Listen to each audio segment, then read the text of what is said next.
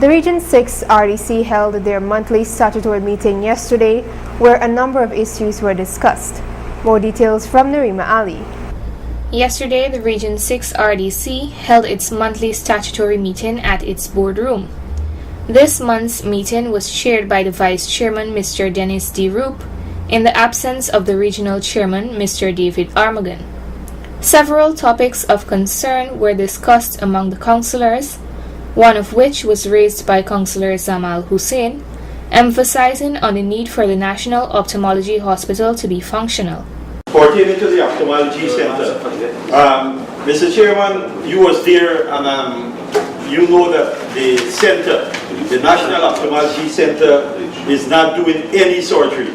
I was, in fact, in the press, the DPI carried a news article stating that there is laser cataract surgery done at the National Ophthalmology Center, and also minor cataract surgery.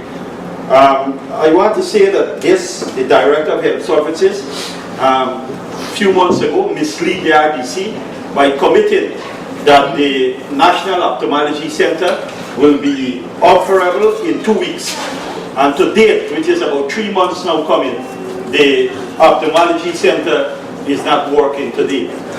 This is very disgusting, and I think that the Director of Health Services should be held responsible for the statement made pertaining to the National Ophthalmology Center.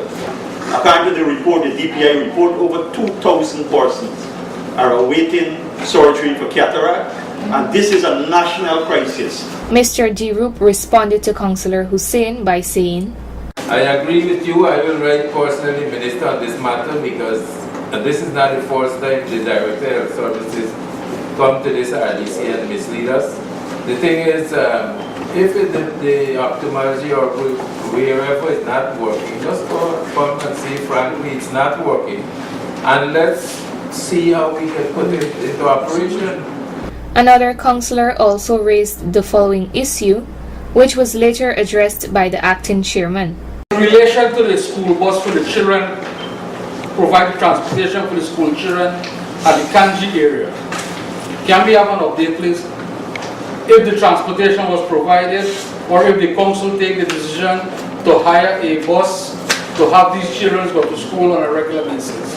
Regional Chairman wrote the President on this matter, and he did confirm that he will provide a bus, but the thing is, we don't have the time frame for that. And I want to pronounce today that we moved the 30-seater bus from the central quarantine, seeing that area already have one.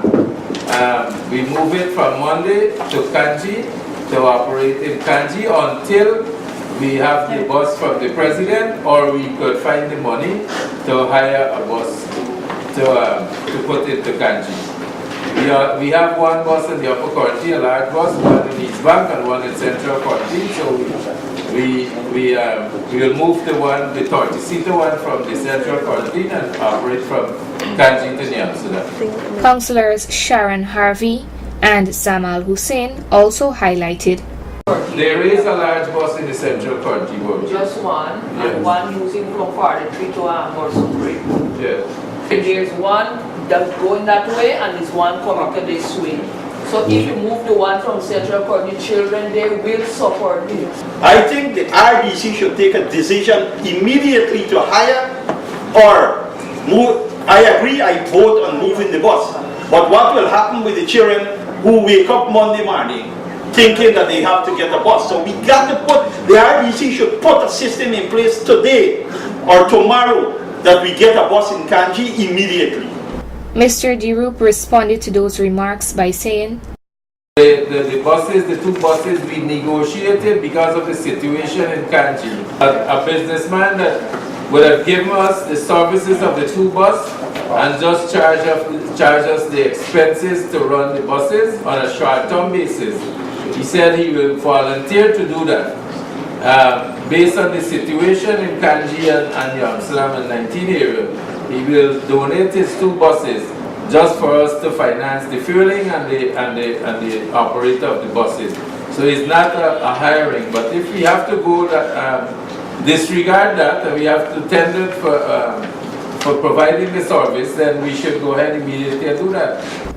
Other topics of concern discussed yesterday during this month's meeting included the need to rehabilitate roads in Upper Quarantine, repair streetlights in East and West Kanji and along the Quarantine, and the need for an animal control officer or stray catcher in New Amsterdam to be more proactive to remove cattle and horses from the main streets and roads in the town.